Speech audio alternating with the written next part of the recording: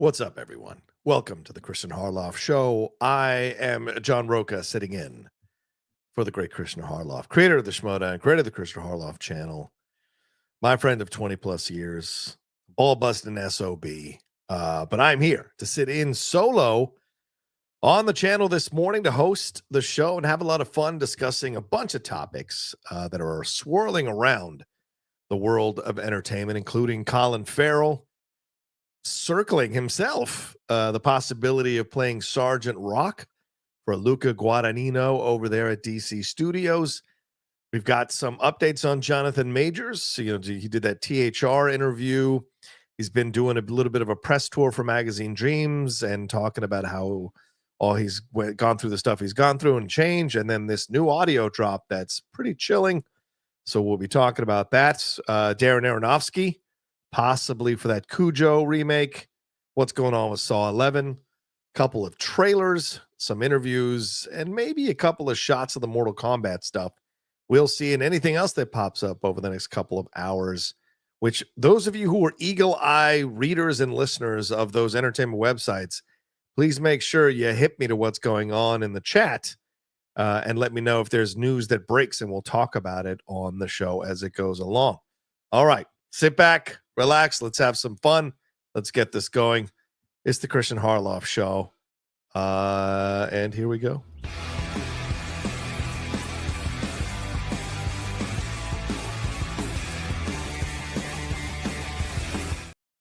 What's up, everybody? As I just said, thanks so much for tuning into the Kristian Harloff Show.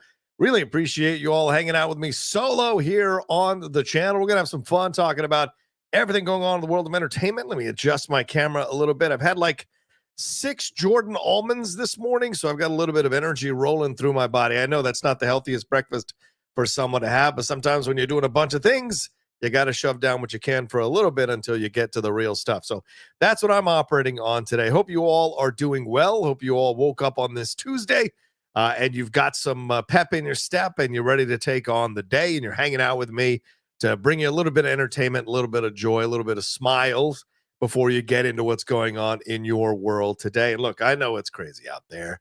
No matter what your point of view and your feelings are, I know it's crazy out there. It's a madhouse out there. So this is our little sanctuary away from the madness of the world. And I appreciate you all hanging out with me. Remember, the super chats are open. Send in your love. I did 61 last week solo. Would love to at least match the 61 or maybe get more, depending on what how you guys feel and how you feel the show is going and what's dropping and the conversations we're having about the big stuff going on in the world of entertainment. I got Kristian sending me stuff here to make sure I'm doing the right things in terms of the ads and everything like that. So we'll see. We've got 2 ad breaks we're dealing with, so to let you know about that ahead of time, that's how we're going to do things today on the show. But without further ado, let's get into the big thing, and I'm running this all solo, so I will be sharing my screen myself. I'll be doing all this myself, so be patient with me as I do it. I would appreciate that. Let's get into the first story. Let's not waste any time. Let's get into this. We only have a limited amount of time, so let's get into this thing, and that is the Colin Farrell story going on around Hollywood here and around the world of nerddom of what is happening here. Let me see if I've got this. I always forget what's the right one to do. Is it this one? No, it's not this one. No. I guess it'll have to be that one. I guess I'll have to be in the corner here. So let's go through this here. All right, Colin Farrell. After winning practically every single award out there for his turn in The Penguin, Colin Farrell is looking to get back in the business with DC, and that's to star in the title role of Luca Guadagnino's Sergeant Rock. No, this is a different part of the DC verse, with the Penguin attached to Matt Reeves' The Batman sphere, whereas Sergeant Rock is part of DC bosses James Gunn and Peter Safran's oversee. I guess that's the sentence. The 2 worlds shall never overlap. Well, we don't know yet, right? They keep saying that stuff, but we don't know that. And we're getting this from Anthony D'Alessandro and Justin Kroll. Scheduling for the film, which Farrell wants to do, we hear, has to be balanced with his busy fall that includes the 2nd season of Apple TV Plus's Sugar, which a lot of people seem to like, especially that finale, and Edward Berger's movie, The Ballad of a Small Player. And of course, Edward Berger having recently done Conclave, which was nominated for Best Picture. Colin Farrell takes over for Daniel Craig, who was originally kicking the tires to retain to re-team with Guadagnino after they made Queer. Farrell will play Sergeant Franklin John Rock.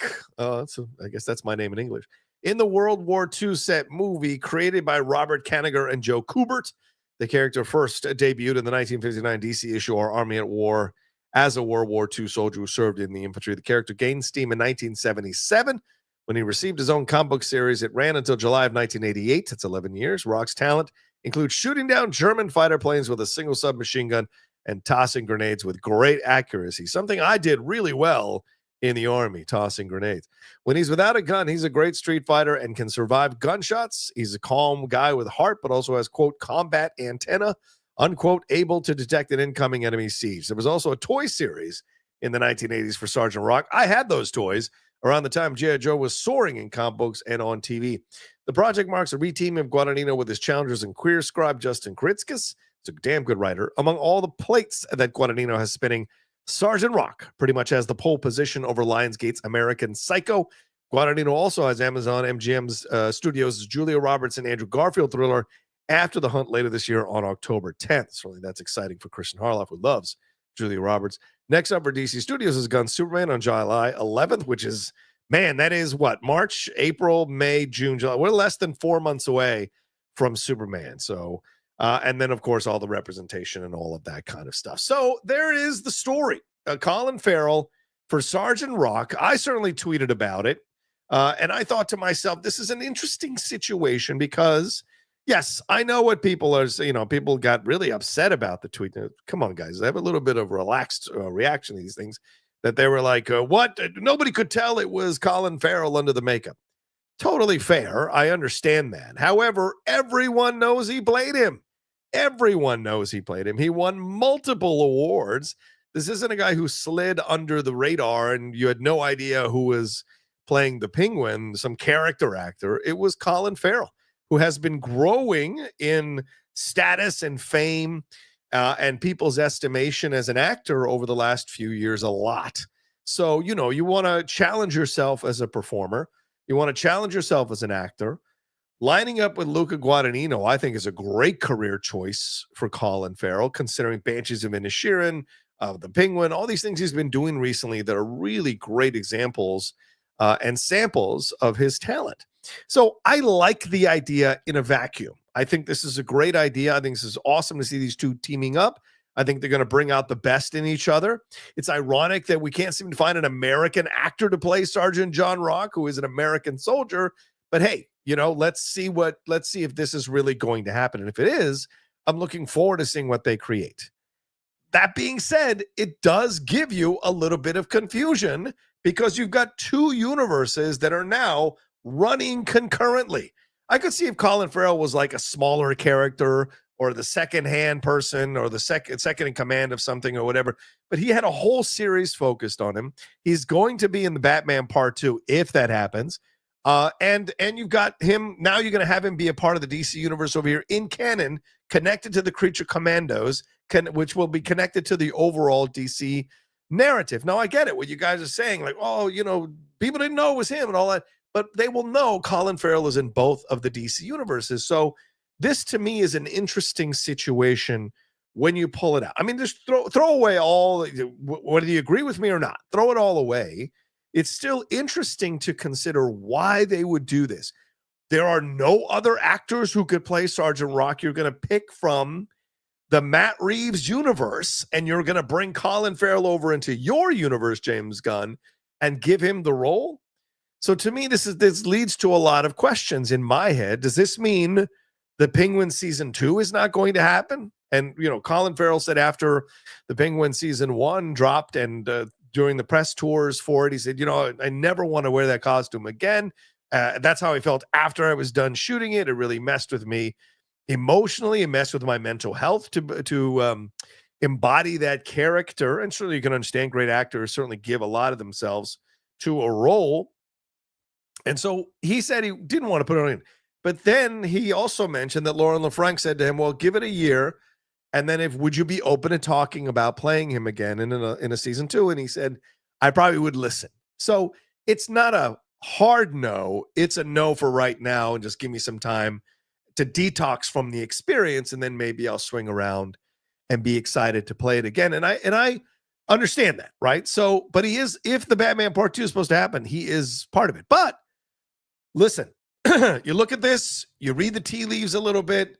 Why is James Gunn borrowing an actor from the Matt Reeves universe to put in his DC verse, his main DC verse, main timeline DC verse, if there isn't something else going on behind the scenes? I'm not talking about a feud.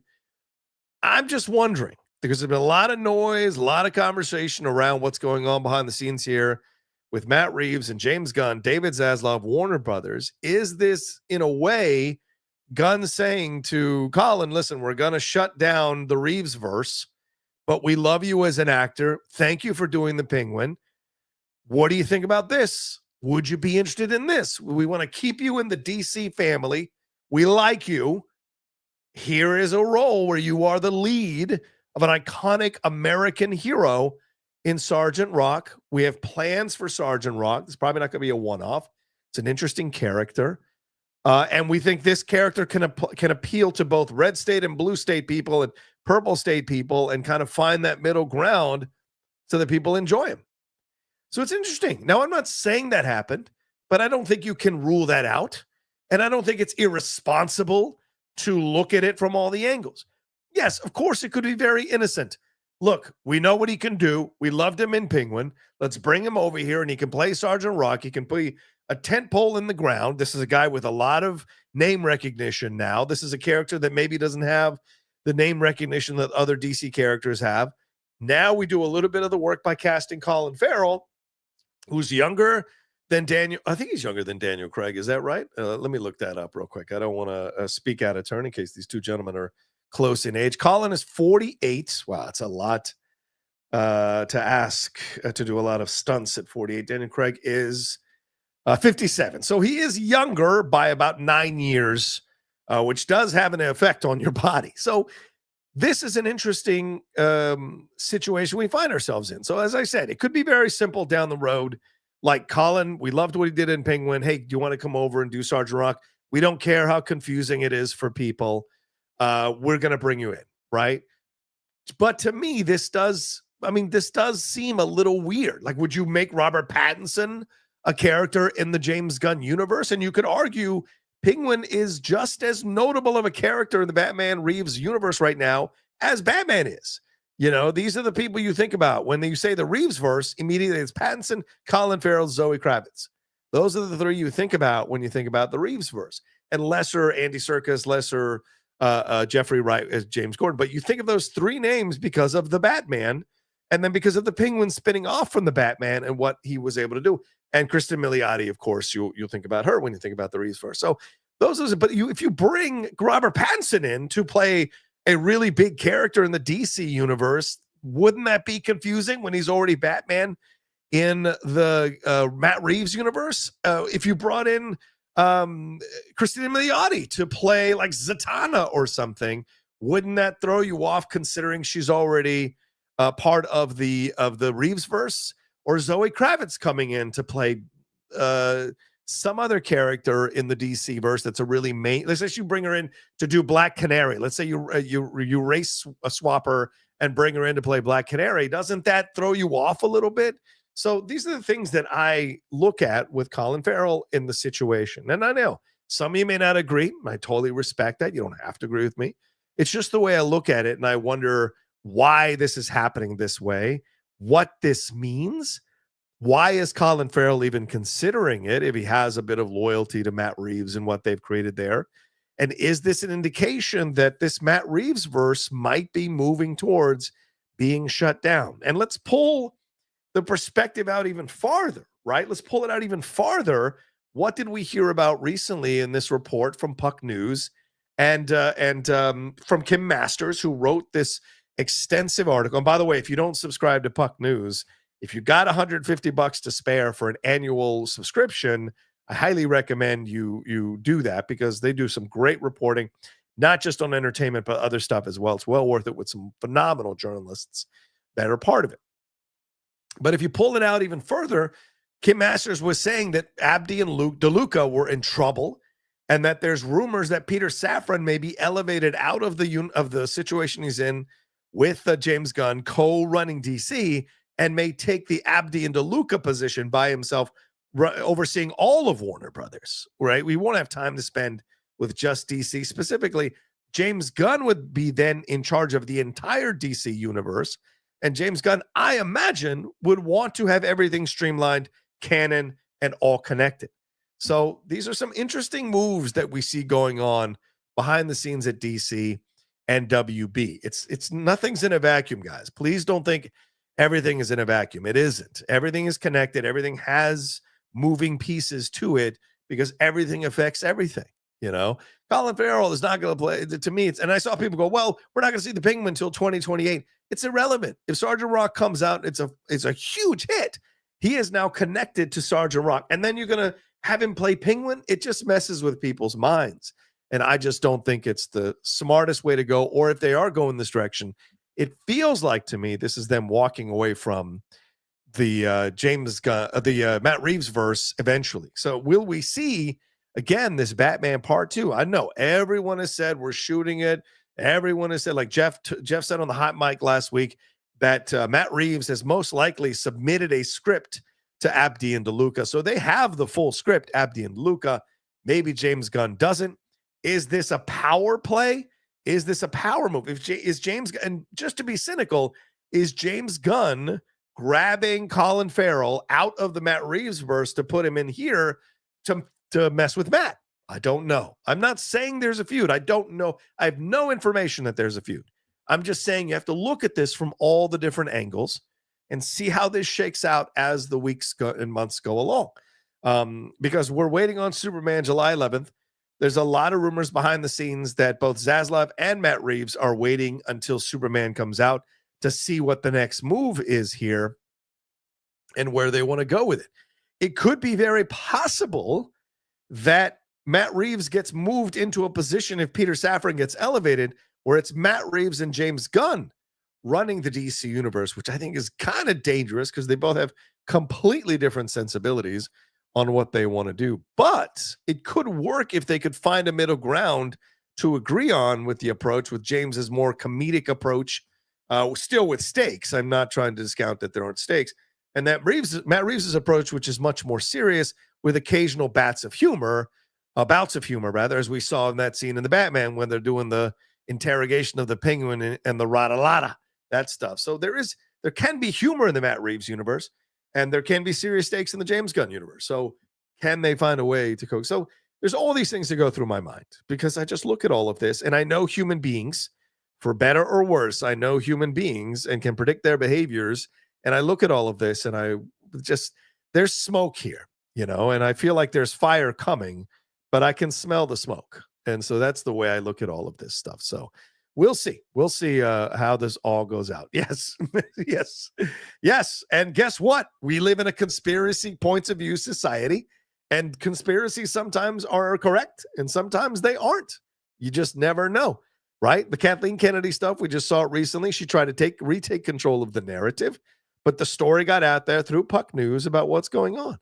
And look, I don't have an issue having, looking at all the particular possibilities is not a negative to look at all the things that could be happening. You all sitting back and just eating whatever they tell you, that's not also a good way to exist in life either. Oh, they told me this, I should just believe it. That's no way to exist in life. You've got to question everything. You've got to be prepared for all the possibilities and ways that this stuff can go. So, but let's pull it all back to this. And that is, I love the idea of Colin Farrell as Sergeant Rock. I think he's an awesome actor. And I think if you remove all the other stuff around it, I'm very excited if he's the one that they're going to go with here to play the role. As the article points out, there's some moving pieces in terms of scheduling with all of this. So we'll see how it all plays out. But I mean, I think there's a reason you want to cast someone of this name and this renown to play Sergeant Rock, because you want someone that people are going to be like, whoa, I want to see this movie. I don't know anything about this character, but I want to see this movie because this is the lead of the film, Colin Farrell. So to me, overall, love the idea of it. But when you look at all the connective tissues of it, I think there's more going on behind the scenes. I think it betrays that there's more going on behind the scenes than people think. in this situation. I know you guys want to live in this universe where everybody's happy and holds hands and skips through the fields and strokes their hairs and hugs trees and all of that. But this is Hollywood, and Hollywood is brutal, and Hollywood is ruthless, and there's a lot of egos involved in Hollywood, and there's a lot of people behind the scenes involved with this stuff who want to be successful. Look at your job. I'm sure the jobs that you guys work, there are people above you who want to keep their positions, and they seem really nice, but you just never know what's going on behind the scenes and what they're willing to do to keep those positions and keep that status. So just throwing it out there for you all to consider. But yes, I'm not in any way attacking anyone's character. I want to make that. I see some people defending James Gunn as if I'm attacking his character. I'm not. I'm just saying these moves are curious. I think Jeff tweeted that out as well. Like, would you be cool with Robert Pattinson playing like Superman and Batman in two different universes? Because technically you could argue the same logic applies. It's two different universes, right? And people are like, well, prosthetics. That's to me, that's an utter nonsense argument. This isn't Demi Moore at the end of The Substance, for God's sakes. We all know Colin Farrell played the Penguin. We all know it. So it's not like some kind of like, oh, they've been hiding him or he's hidden on the prosthetics. And come on, we all know Colin Farrell. He was out there winning awards. He was out there on the talk shows where your mom and dad and your grandpa are watching late at night. They all know he played the Penguin, and he's going to be in the Batman Part 2 if that happens. So we'll see.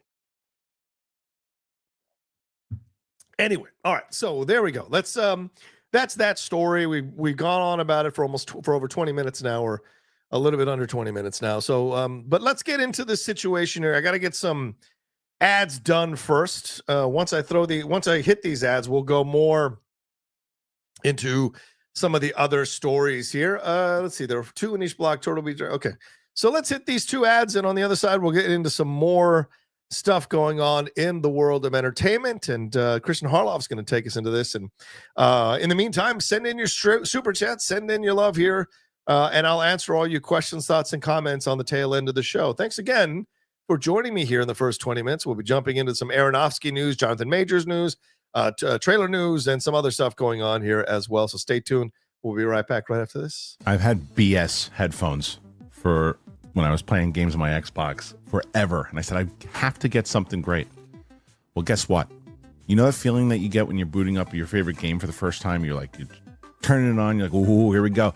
The late night sessions, the epic wins, the sound of the lobby filling up with friends. Gaming, it just wasn't something you did. It was a whole experience. And the right headset makes all the difference. Turtle Beach is bringing that feeling back with the Gen 3 Stealth 700 headset. It's like stepping into the golden age of gaming all over again. Only this time, the audio, it's richer, the surround sound is more immersive, and the battery lasts an insane 80 hours. No more crackling mics, no more missed callouts, just pure, uninterrupted gaming, exactly the way you remember it, but better. For a limited time only, you can get 10% off your entire order if you use the code Kristian at turtlebeach.com. Don't miss out. Stay warm and level up your game with 10% off at turtlebeach.com. Use that code Kristian. This is what I did. I got the thing, put it on. I've been playing the Indiana Jones game. I've been doing these other things, and I just like sound. For me is the most important. You guys know it. I talk about music and movies all the time, but surround sound to me and the way that it sounds especially when I'm playing a game, all the little things that you miss when you don't have headphones like this, that's what these Turtle Beach Gen 3 Stealth 700 headsets do. They're the best. You'll love it. You got to head to turtlebeach.com, use that code Kristian one more time for 10% off your entire order. That's 10% off your order at turtlebeach.com. Use that code Kristian. They're going to purchase it. You're going to purchase it. They're going to say, hey, where'd you hear about us? You got to support our show, and you have to tell them that we sent you. Get the ultimate immersive gaming experience with Turtle Beach today. When you get these, I really want you to not only tell them, but then come back and tell me, what did you think about them? I think you're going to love them, and you're going to go, I'm never going back. Turtle Beach. It's springtime, and spring cleaning is coming. It's happening in my house. We're getting rid of old toys and other things, too, and, giving them away to places. But things you just don't need. You start moving them away. And I'm excited to get rid of all the old deodorants that I've had, Gonski, because as I've been telling you forever, I use Mando.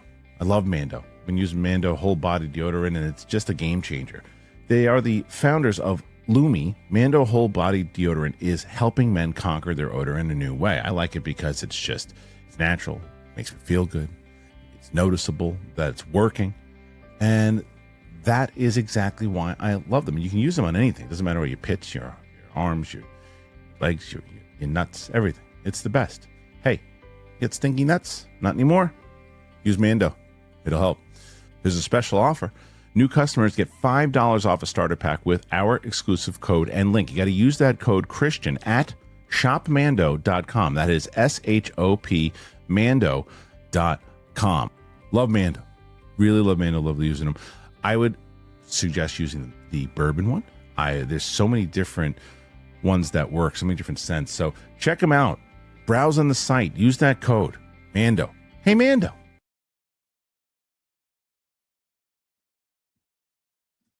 Okay, I thought that was there you go. Sorry about that. I was looking at some of the stores we got coming up. There you go. So that's the opening ad block that I had to put up there from Kristian Harloff. Both of those things you should definitely check out. Turtle Beach, DraftKings, and Mando. So there you go. Give them some love there here on the Outlaw Nation. Oh, sorry, on the Kristian Harloff channel there. Got confused for a second. Sorry, guys. All right, here we go. Yeah, we're really excited. I see some of you talking about Daredevil tonight. Daredevil, it's going to be a lot of fun tonight, that new episode. I have seen all the episodes. So to me, this is an interesting episode. It's coming up tonight. The next week's episode, I think a lot of you might be a little, it's going to be interesting. I think next week's episode is one of the most divisive episodes, depending on how people take it. But then after next week's episode, I think the show really picks up steam as it heads towards that finale. And those last two episodes are effing bangers. That's what I'll say about that situation. All right, now let's move into this story. Now, this is going to be, I do a fair warning for you guys. I wanted to talk about this story because I think it's an important story right now. So just to let you guys know, we're talking about a little bit of, we're going to talk about the Jonathan Majors story. So you guys know what's involved with the Jonathan Majors story. So I just want to warn you ahead of time before we talk about it. But let's get into the initial thing here. Jonathan Majors has been doing quite a few, let's see if I've got the thing up. There, no, which one is it? Oh God, this is so. Oh, there we go. All right, so Jonathan Majors has been doing a few of these what do you say? Of these interviews recently, because he has what's going on here? What happened? Oh, all right, because he has Magazine Dreams coming out, and it's a very big deal. This film, because a lot of people said that this was like the next step in him becoming this massive star. A lot of people felt this was a possible Oscar nominated role for him as an actor. It premiered at the January 2023 edition of Sundance Film Festival.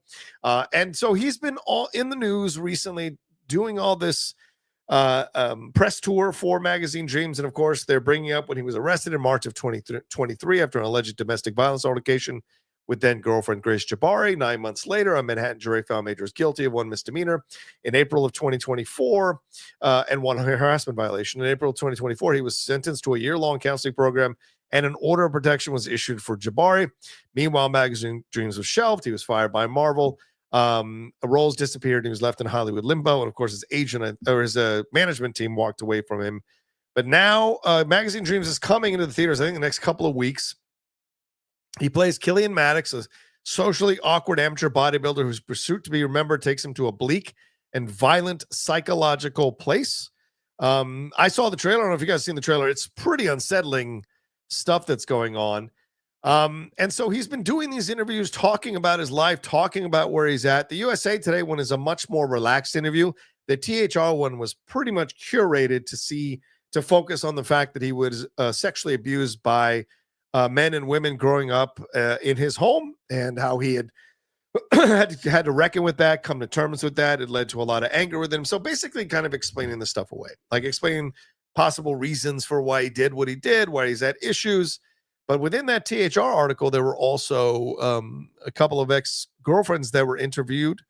One of them spoke about how can I prove that he's changed? Where's this barometer to prove that he's changed?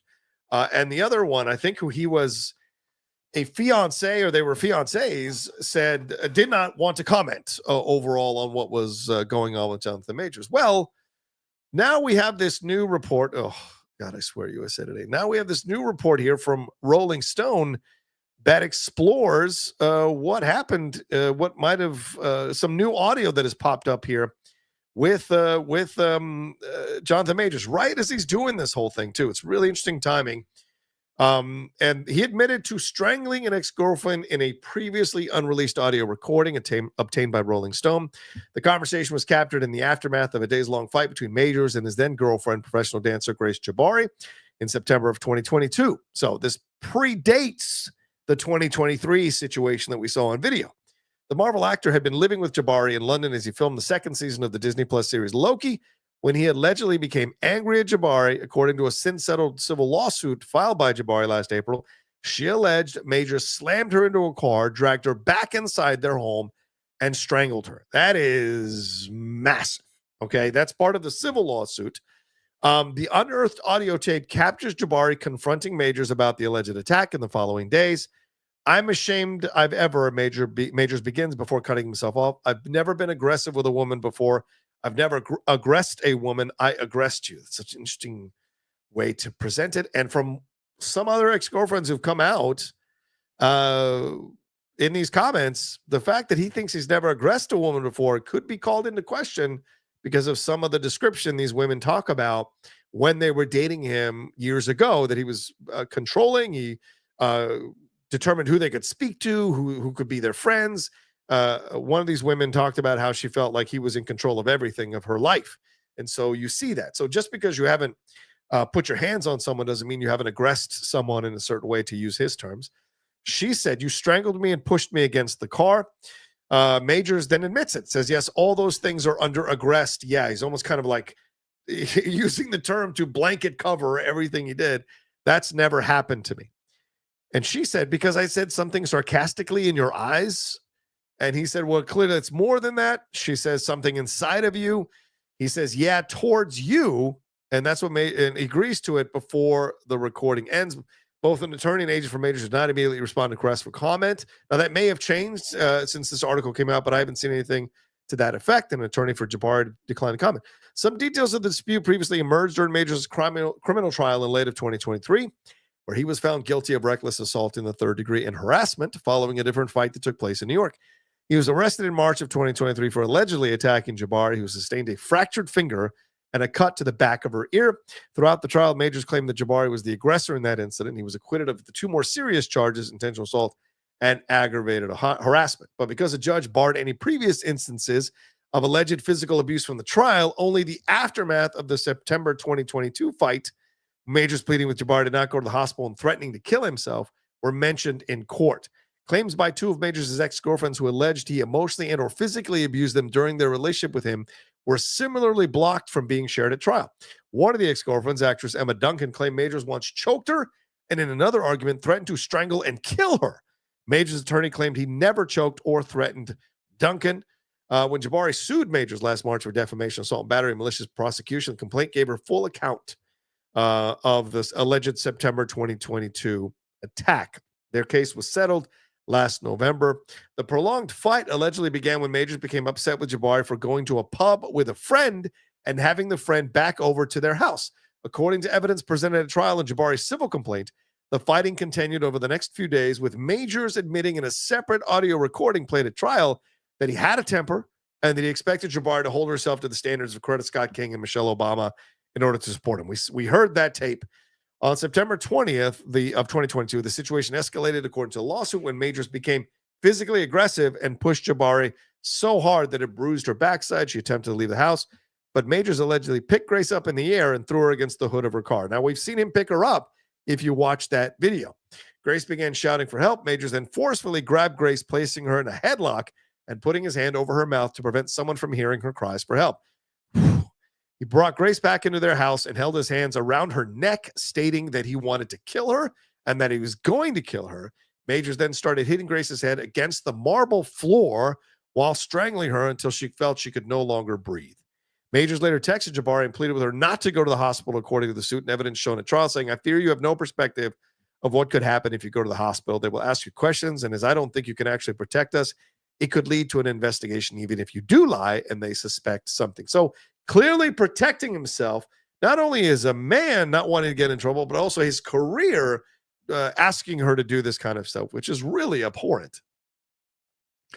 Some of Jabari's responses were redacted during the trial, but the lawsuit says Jabari went on to tell Majors, "Why would the man I love throw me around, strangle me, and look in my eyes and say he hates me and wants to kill me? I'm reminded of what happened each waking second because I can barely move without pain. I also have to heal physically. That's not me stating other than facts. I've endured a bad head injury and I feel unwell. I have brain fog and I have a constant ringing headache." That sounds like a concussion to me. Majors has denied being physically abusive to Jabari, probably because he can, because there's no physical evidence and no video evidence like there was with him in the car. The audio comes in the wake of Major sitting down for his first major interview, as we said, completing a 52-week domestic violence intervention program. Speaking to THR ahead of the March 21st release of his film Magazine Dreams, which had been shelved by Searchlight Pictures, Majors declined to answer specific questions about Jabari's accusations. He also didn't address any abuse claims raised by two former partners who dated him between 2013 and 2019. Majors told the publication, "At some point, there has to be accountability for writing your own story. Am I going to fall into that narrative of falling apart, of self-destruction, have a struggle, blame the world, have a struggle, hate yourself, have a struggle, deny everything? None of those narratives is beneficial." Major said his newfound outlook was different. Have a struggle, learn, metabolize, grow. Various producers spoke with THR, directors and A-listers as well, including Michael B. Jordan, Matthew McConaughey, Whoopi Goldberg, who praised Major's talent, work ethic, and spoke of their hope that he'd be able to resume his career in Hollywood. Of course, they can all say that because he's not in a relationship with him, a romantic relationship with him. Majors has never directly apologized for his behavior towards his ex-girlfriends and has denied ever being physically abusive to women. In fact, in an interview with Good Morning America April of last year, he said, while he might not have been, quote, the best boyfriend at the time, he insisted that he had, quote, never hit a woman. My hands have never struck a woman ever. Maybe there's technically truth in there. If he's choked some of these women, maybe he doesn't think he's hit them. Maura Hooper, one of Major's ex-girlfriends who alleged emotional abuse and controlling behavior, that's what I was referencing earlier, told the Hollywood Reporter that she would like an apology. "I don't really care that his movie is coming out," she said. "What do you get at the end of a 52-week domestic violence course? Did the victims get a debrief? How could I know if he's changed? I don't see redemption happening here." So interesting comments, interesting situation, especially on the heels of the Magazine Dreams film coming out here in the next 3 days. I will go see the movie, full disclosure. I want to review it. I want to see what this performance is like. That being said, this is some pretty rough territory. On the Geek Buddies this past Friday, Michael Vogel and I spoke about that article from THR, and it seemed like this was the comeback that was starting to happen. He was saying all of this stuff. And certainly if you're being a bit cynical, you could go, this is very choreographed. This is very staged, very planned. Even Michael said that I think it's a good PR strategy here to have him go on these sit down for these numerous interviews and talk about how he was sexually abused. You get sympathy, you build up sympathy, and what he's saying, metabolize and grow. That's a great way of saying, I'm not going to take responsibility for what I did. I'm going to learn from what happened and grow. And the fact that he's never reached out to any of these women to apologize. Listen, this is very important about you figuring out who is telling the truth, who's not telling the truth about redemption and about them seeking forgiveness and seeking to find a good place out. It's real easy to find another fellow actress like he did with Megan Good, walk around with the Bible all day and claim to have been reborn or saved or go to church and all of that stuff. I totally respect that if there's some authenticity to it. But the other side of it is, if you're going to say that you have changed, you're a different person, you want people to give you the benefit of the doubt, and you're not reaching out to these women to apologize for your behavior, to have sit-downs with them and conversations with them. And yes, you could have it in a controlled environment, in a public place. You could have your representative there with you so that you can make sure that if anything happens, you've got witnesses. But there's a way to do this that I think speaks to an authentic change versus one that is selfish. And it seems like this is a guy at this stage in his life, he could change years from now, that is very selfish about himself, very focused about himself, and believes that these women did things that made him upset. That's my speculation. That's my analysis of what I'm seeing with these reactions and these comments. She went out to a bar and then she brought somebody home without talking to me about it. This is my home. I control our home. She should have talked to me about it, blah, blah, blah, right? So there's an element of that, it seems like. You can extrapolate that from the back and forth that you hear about. And then she's saying, I said something sarcastic which upset you, right? So the fact that he goes to violence and that numerous women have said he has gone to violence with them tells you that this is something he has been doing for quite some time. And I think there's something really fair about saying that out loud. If there is a pattern of it, you have to talk about it, make people aware of it. You have to deal with it. And these reporters who are agreeing to interview him, but not bring up these allegations, I think that's cowardly as hell. You're a journalist. You're a reporter. If you want to be respected, you have to do more than just kiss the ass of the creative. If that person is willing to walk into your interview session and tell you, you can't ask me about any of these things, nonsense, then we don't do the interview. Like, I want to ask you about these things. I want to ask you where you're at. I want to ask you what's going on. I want to ask you about these allegations, and I want to hear what you have to say about these allegations. That's also a way where you have redemption. I am open to talking about all of this stuff. Ask me whatever you want to ask me about. I will tell you the honest truth about it. And I have reached out to these women and asked for their forgiveness, and I have reached out to these people and gone through everything. That's true. That's true redemption. That's true seeking penance, doing penance, seeking forgiveness, seeking understanding, and bringing closure to these women. And I think that's really important too. You can't discount the importance of closure, especially people in abusive situations, because when people are in abusive situations, sometimes the mentality is, what did I do to cause this person to abuse me? Because I see this person being defended by Whoopi Goldberg, by Michael B. Jordan, by Matthew McConaughey. How can all these people who I've enjoyed and watched for years like this guy? Is there something wrong with me that caused him to do these things to me? So what you do when you go and speak to somebody, at least that's what I've read in these books and whatever, is that, like, you're saying to that person, it is not your fault. I was going through some stuff. I'm a terrible person, and where I was at, I should have never done these things to you. And I seek your forgiveness. There's nothing you did. And so you give them a little bit of closure, because they also have to heal. They have to go through their own journey to deal with why they stayed with someone like this, why they allowed themselves to be abused in the situation, and why they were willing to stick around in a situation like this, and I think that's important to consider. So I know for me now, this is, I know this is like September of 2022, this audio, but like when you couple it together with all this other stuff, and the court can say, we don't bring this evidence in from past stuff. The court can do that. Human beings do not have to adhere to that mentality and do that. Human beings can look at this as a whole and be like, there is a real problem here. And he's going to do it again, unless he's got really, really good therapy and he's going through some really, really good times. There's going to be another incident again. And when that happens, are people invested in his success going to cover it up?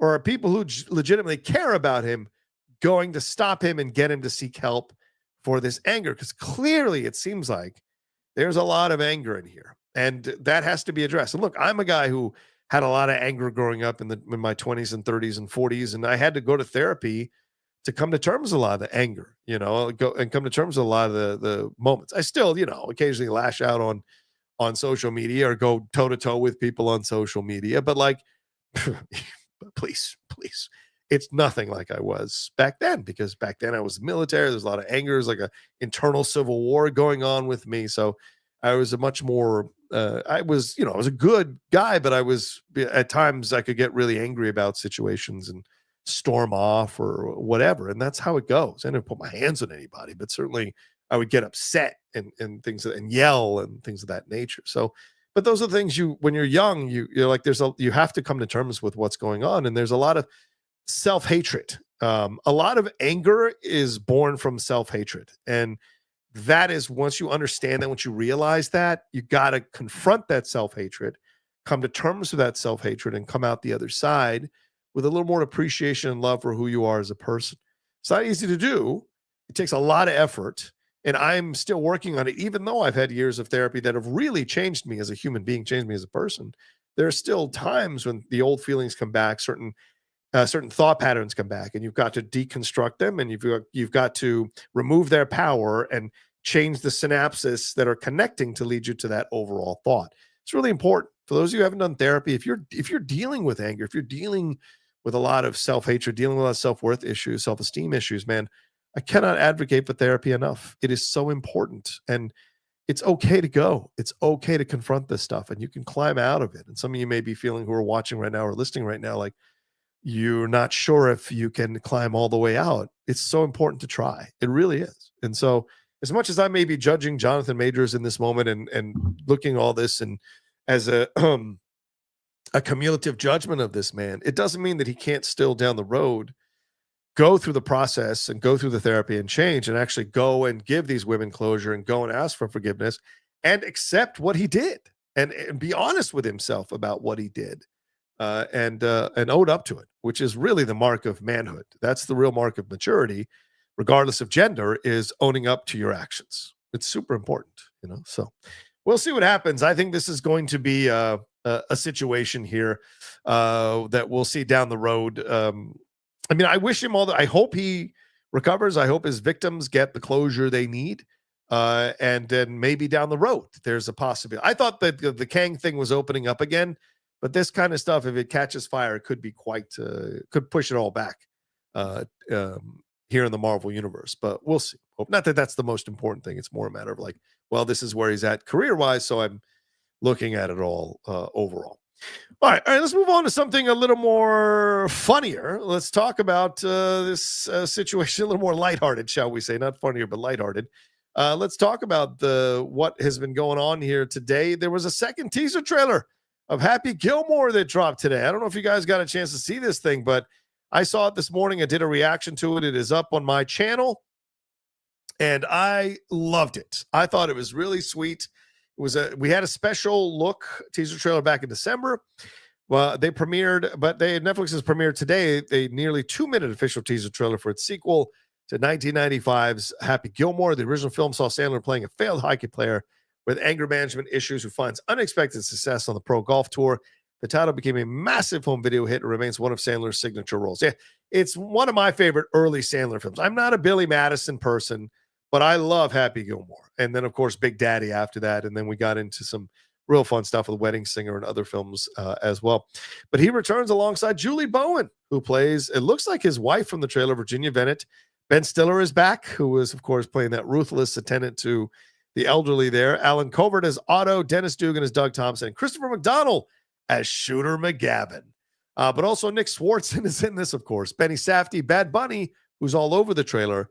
Kim Whitley, Margaret Qualley, wow, Scott Mescudi, MJF, Maxwell Jacob Friedman, Eminem, Becky Lynch, Dan Patrick, Travis Kelce, and John Daly, who is in the trailer. John Daly was really fun. Kyle Newacek, who did Murder Mystery back in 2019, is directing the film, and it is slated to drop on Netflix on July 25th, and it's co-written by Tim Herlihy, who did the original movie with Dennis Dugan, who is the original director on his EP. I thought that was so much fun. That trailer, and it's really sweet. It's a sweet trailer. It is, of course, Happy is grown now, and Happy has kids, and Happy's been married. So Happy has lost his smile, to use a City Slickers term when you watch this trailer.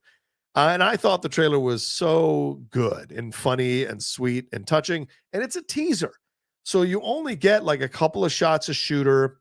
You only get a little bit of Bad Bunny. You do get some nice back and forths with Adam Sandler and Julie Bowen, who are parents, and she's basically telling him, like Billy Crystal was told in City Slickers, to go and find your smile. And so the fact that that's an element of the film, I think, is a smart move, because the people who loved that film back then in the 90s have all grown up. I hate to break it to you. Some of you are probably grandfathers now. Some of you are dads, but some of you are older. Either way, most of you or all of you are older who watched the original film back then in the 90s. So your perspective on the world has changed completely. So I think Sandler's really smart, and Herlihy were really smart to focus on that aspect of it all. But there's a lot of humor in the trailer.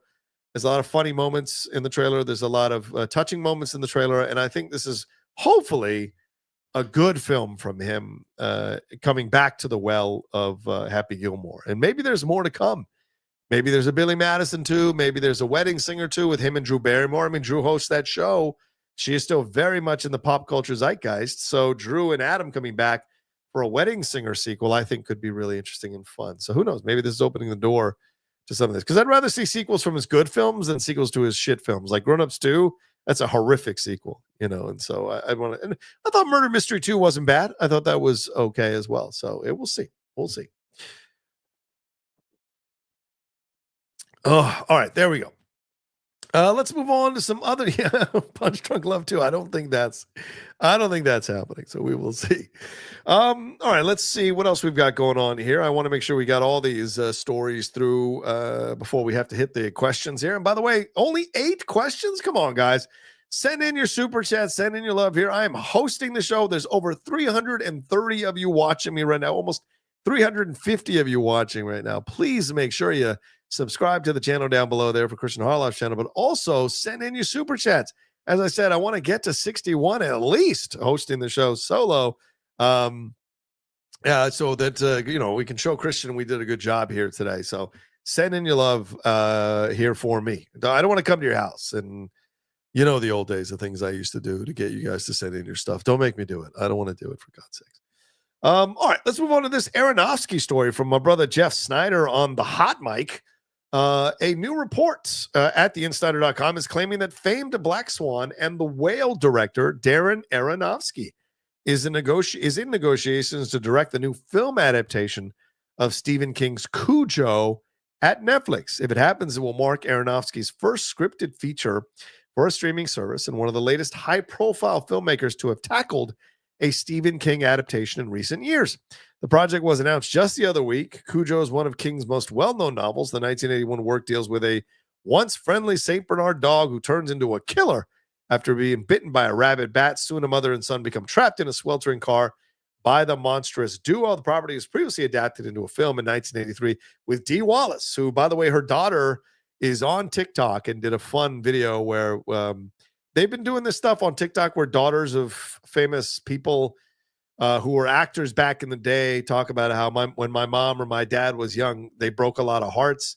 And when they show Dee Wallace, there was a lot of us who grew up in the Dee Wallace era of the 80s who had a thing for Dee, for sure. The film scored mixed reviews back then, but made back more than 3 times its budget. In terms of other King adaptations, recently Gary Dauberman helped read the recent Salem's Lot, which kind of came and went on Max.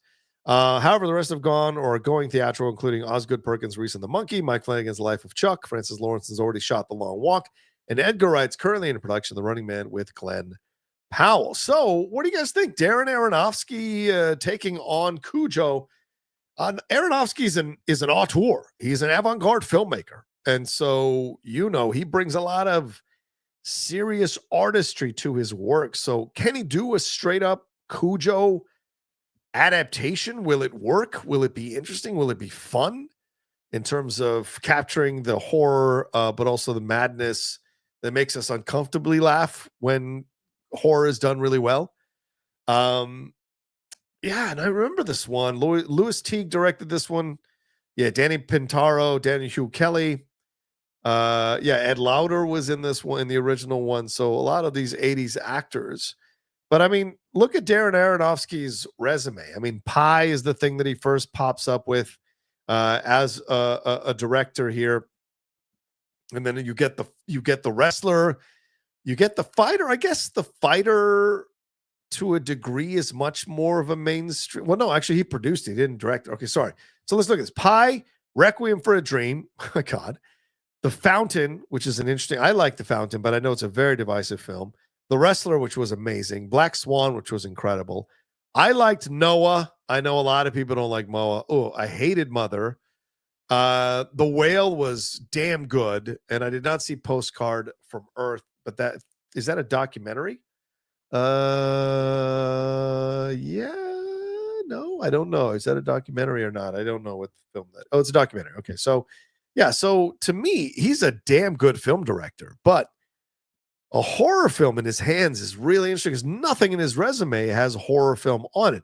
Are there elements of horror? Yes, in Requiem for a Dream, in terms of like being lost in a cycle of addiction and what that leads to, in those moments when Ellen Burstyn gets committed near the end of the movie, which is really unsettling and horrific. There are elements of horror in Black Swan with what's going on between Natalie Portman and Mila Kunis and the mom, Barbara Hershey. But a straight up horror film I haven't seen Darren Aronofsky do. but could be curious. His take on it. Is this more an existential approach? Will he do a straight horror? Will he have it be symbolic of something more? Will he be trying to say something more about Cujo? Is this a commentary on animal versus man? Human, rather? Is that the approach they're doing with this? It's very curious. I love him as a director, so I'm excited by the choice if this is actually going to be the choice. But I'm also really curious about the kind of Cujo film we're going to get from Darren Aronofsky. It's fascinating to see where that could go with all. Yeah, Black Swan. I don't think Black Swan's a horror movie. I mean, horror adjacent. I agree with that, but I don't think it's a horror movie, Clarence Nike, at all. I think it is certainly a human exploration of the things that we can conjure up in our minds about situations, but I wouldn't say necessarily it's a straight up horror. The Fountain doesn't really have much horror to it. Although there are moments of some brutality in the film. So yeah, interesting. Yeah, good point. Yeah, I like what Abernathy says. The dog is going to be a tested animal. Yeah, maybe. Like, there's got to be a commentary about what they're doing to animals. I feel like that's going to be an element of this, what they're doing to animals, how they're caging them, how they're treating them. And so Cujo is fighting back from all of that. And also, what's the mother-son relationship that he's going to explore in the movie? Again, if you look at all his movies, they all have this kind of element of interpersonal relationships that are interesting to explore. In The Whale, between Brendan Fraser and Sadie Sink. In Black Swan with Natalie Portman and Barbara Hershey. So they have this element to them. You know, even Requiem for a Dream, the relationship between Jennifer Connelly and Jared Leto in the film and what that all leads to. And that's, that final scene is pretty horror inducing, what she has to do and what she's left doing to survive and what he has to do and what happens to his arm. So there are elements of it. I didn't see Mother. I mean, I saw Mother, but I didn't think it was that. I thought it was kind of laughable, so I didn't sense the horror elements of it. So, yeah, it's interesting. We will see how that goes down. Nah, if Mother went over your head, you have no media. The movie lacked all subtlety. Yes, it did. It lacked a lot of things besides subtlety. But yeah, we'll see. But I mean, the last few years, and Aronofsky's been in and out. People didn't really like Noah. I liked Noah. I thought Noah was damn good as someone who grew up Catholic and read the Bible consistently and knew the Noah story. I thought it was a ballsy take, having those creatures be a part of helping Noah build the ark. It was an interesting decision to make, but the performances from Russell and Emily Watson, yes, and Anthony Hopkins, and is it Logan Lerman? I think Logan Lerman's in that movie. Like, I thought the performances were really good, and Jennifer Connelly, ironically, there as well. So yeah, right, exactly, RJ, and that's what I'm talking about. I liked it, but I know a lot of people didn't. My fellow Catholic/Christian Shannon McClung of the Geek Buddies, he was not a fan of Noah, but I liked Noah, and his issue was the rock creatures, and I totally understand that. But for me, they worked. And I thought Russell was Emma Watson. Sorry, Emma, not Emily. Emma Watson. Yeah, and I thought he was great. So, Ray Winstone was a good villain. Ray Winstone was better in Noah than he fucking was in Black Widow. It's 100%. That's the villain you wanted to see in Black Widow, and he was not that villain in Black Widow. If we had gotten that Noah villain, Ray Winstone in Black Widow, I think that film would have been even better to see. But that being said, Darren Aronofsky, we'll see what happens. We'll see how it goes down. We'll see what his version of Cujo is going to look like as it goes along. So we'll see. One big quick note for me personally, and maybe some of you Stallone fans, Tulsa King has been renewed for season 3 on Paramount Plus. They announced that a new season has started production in Atlanta and Oklahoma. The renewal is hardly a surprise, as the show's second season return in September was Paramount's most watched global premiere in the streamer's history. For season 3, executive producer Dave Erickson will take over as sole showrunner. He is the showrunner of another Taylor Sheridan series, Mayor of Kingstown, which is the one with Jeremy Renner, and recently signed a multi-year overall deal with MTV Entertainment Studios. The announcement lacks a couple of key behind-the-scenes names from season 2. On again, off again, lead writer Terrence Winter wasn't included in the mix. And last season also brought aboard Craig Zisk to serve as lead director. They essentially split showrunning duties, with Winter handling the writing side, Zisk doing the production duties, but there's no official word on when the third season will premiere. So it seems like those two are gone, which is a shame because I like the second season more than the first season of Tulsa King, but doesn't mean that they won't get it right in the third season. We will see, but I like the idea of him. And yes, it's ridiculous that he's a ambassador to troubled Hollywood, Stallone. It's heartbreaking where Stallone's loyalties lie nowadays, but still, I still enjoy Tulsa King. So I'm going to keep going with that show as well. What else have we got to talk about before we get into some of your questions? Saw 11. Let's deal with the Saw 11 story, and then maybe we'll wrap up the show and get into some questions, maybe end the show a little bit early, but depending on how many questions. And right now we're at 11. Would love to get more as we go along, but we'll see. Let's share this Saw 11 story for some of you who are, speaking of horror, some of you are horror people. Let's go through this story here. But after 2 decades and 10 films, the Saw franchise may have reached its end. Wow. 2023 Saw X, Saw 10 became the best reviewed film of the series and grossed $111 million worldwide. Lionsgate so happy with the result, they quickly greenlit Saw 11 for a September 2024 release. Last spring, that release was then pushed back to September of 2025. Today, Bloody Disgusting reports that according to their sources, the project is, quote, totally dead. It's 100% over almost a year now.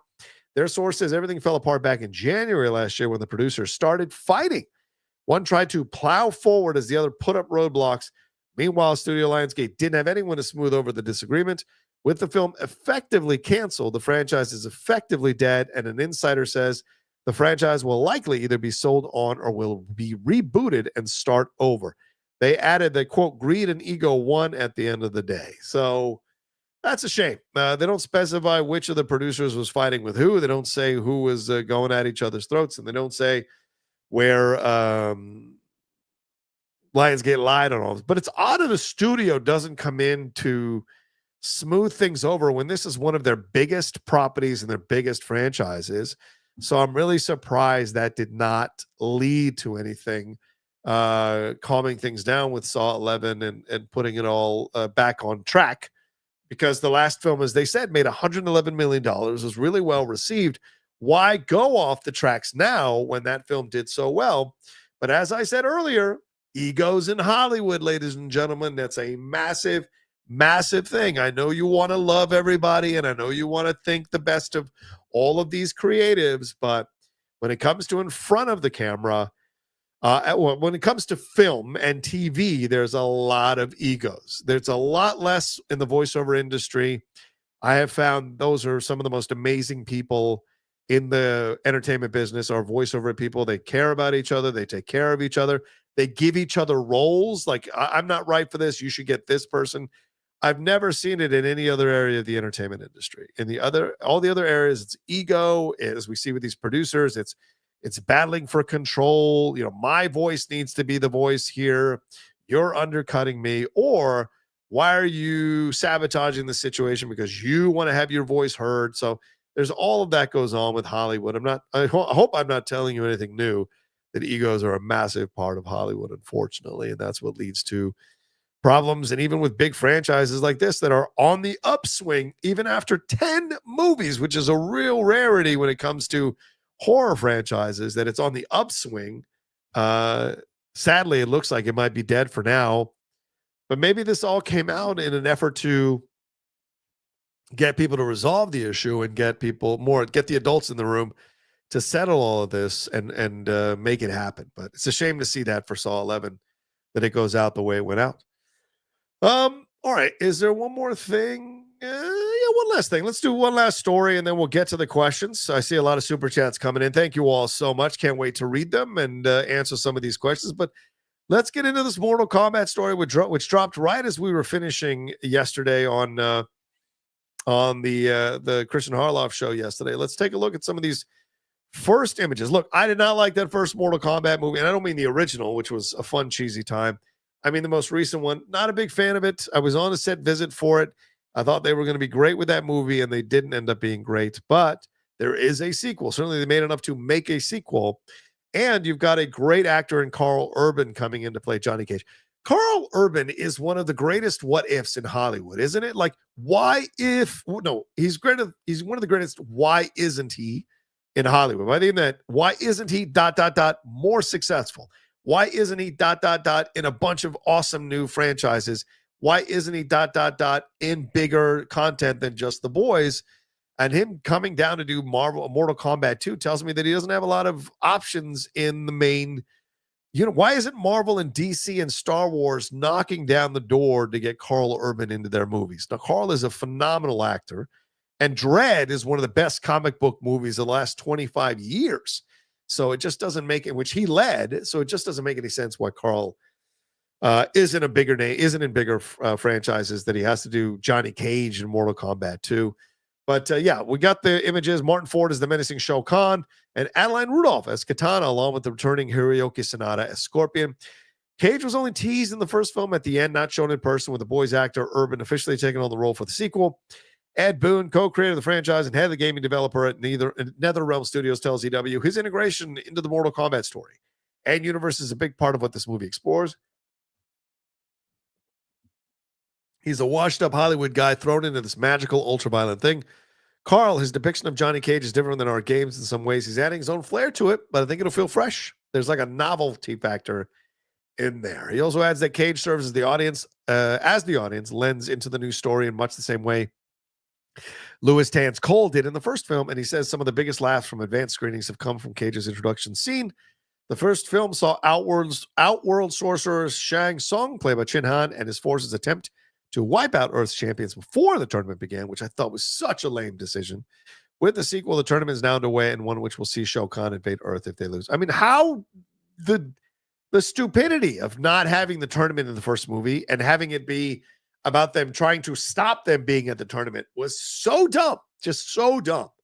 Both Josh Lawson's Kano and Max Huang's Kung Lao return for the sequel despite their character's death in the first film. That's great because Josh Lawson is killing it right now on that St. Denis medical show on NBC and Peacock. If you guys aren't watching that show, it is a great new comedy, and he is hilarious as the head surgeon there.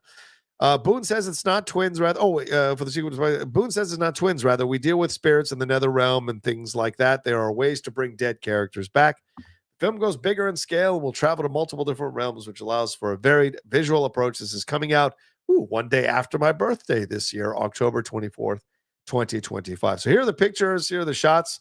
My boy back there who who is in Law and Order right now, and you guys know him as James Olsen in Supergirl. He is back as well. There is Katana. Well, I thought there's a good shot there. And the costume, I dig it. It's a good, nice updated. This is a great shot. I love this from Shao Kahn. And then this here, Hiroki Sanada back again, of course, after the success of numerous things he's been involved in, most recently Shogun. So really great stuff to see them all back. Good images, but doesn't mean it's going to be a good movie. I don't know. We'll see. We'll see when it all comes out for sure. Should have cast Bren Foster in the Johnny Cage role. I don't know. Yeah, because Johnny's like a washed up actor. He's like in his 50s. I think Carl Urban is in his 50s, right? So it's like it's an interesting decision to go with someone who is much older than someone in their 30s. Yeah, he's 52. New Zealand actor there, Carl Urban. So we'll see. All right, let's get into some super. Well, actually, we're going to play some ads. We'll put the second ad block.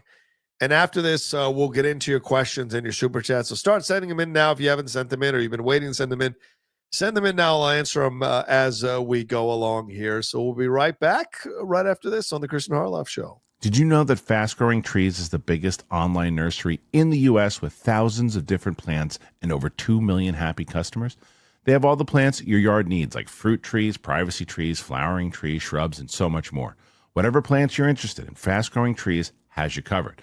Find the perfect fit for your climate and space. Fast Growing Trees makes it easy to get your dream yard. Order online and get your plants delivered directly to your door in just a few days without ever leaving home. Their Alive and Thrive guarantee ensures your plants arrive happy and healthy. Plus, get support from trained plant experts on call to help plan your landscape, choose the right plants, and learn how to care for them. This was something the second it came in, and I was like, hey, they asked, do you want to learn more about fast growing trees? I said, yes, this is perfect. I sent it immediately to my wife, who started ordering a bunch of things. There's apples. That's what I'm talking about, apples. And there's so many different things that my wife started putting in the yard because of fast growing trees. We had 3 different really healthy plants show up to the house, and she just was over the moon. She said, don't mess this up. You got to keep them on. They're great. So we love them. And we have them in the backyard here. We're working on it in just kind of making the yard look even more beautiful than my wife originally had it. And fast growing trees helps that happen. It's just so much better than having to shop around for plants in person. You can get them, order them. Yeah, people you can talk to will help you kind of any questions you have about them. It's pretty great. And because every plant that they send, it comes with instructions. They have tips to care for the new plants, and they can grow to their fullest potential. It's really amazing. This spring, they have the best deals for your yard, up to half off on select plants and other deals. And listeners to our show get 15% off their first purchase when you use that code BIGTHING at checkout. That's an additional 15% at fastgrowingtrees.com. But you got to use that code BIGTHING at checkout. Fastgrowingtrees.com, code BIGTHING. Perfect time to plant. Use that Big Thing code to save today. The offer is valid for a limited time. Terms and conditions may apply. You're going to love Fast Growing Trees. The great rewards hunt is on. So join the adventure with DraftKings Casino. For fun seekers, follow the trail to huge jackpots, weekly bonuses, and exclusive games.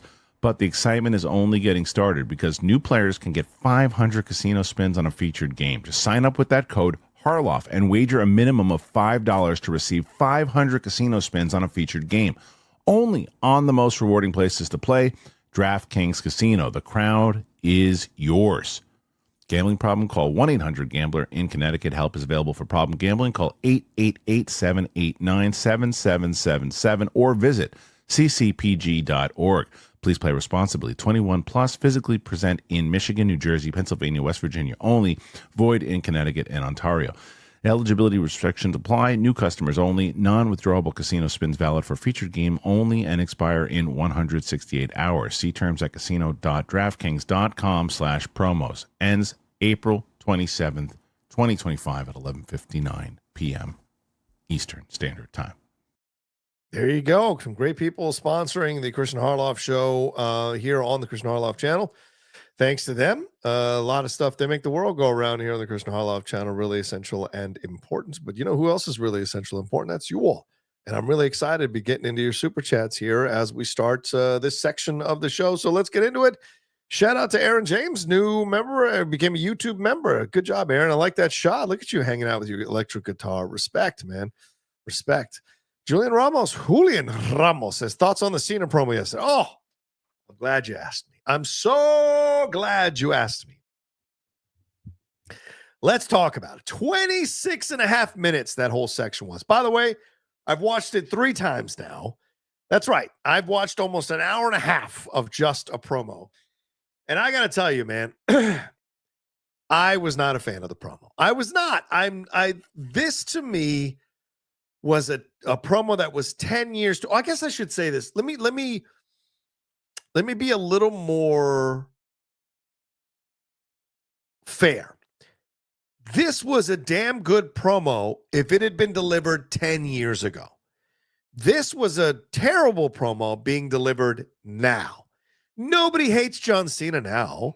Everybody cheers for him now. Everybody loves his Make-A-Wish stuff. Everybody loved him in Peacemaker.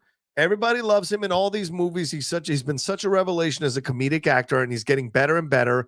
If you watch that first season of Peacemaker, he's amazing. And when he's come back for this retirement tour, people have been cheering him like crazy. They fabricated a narrative from way back when to bring into 2025, and it was lame. It was not a good promo. Cody came out, delivered less than 5 minutes, and I thought he had a good promo, not a great promo. I think he still has trouble sometimes talking tough, and it doesn't radiate as strongly as it should. But I'll tell you this, the fans in Belgium were amazing. I think it was in Brussels. The Muscles from Brussels, there's Van Damme.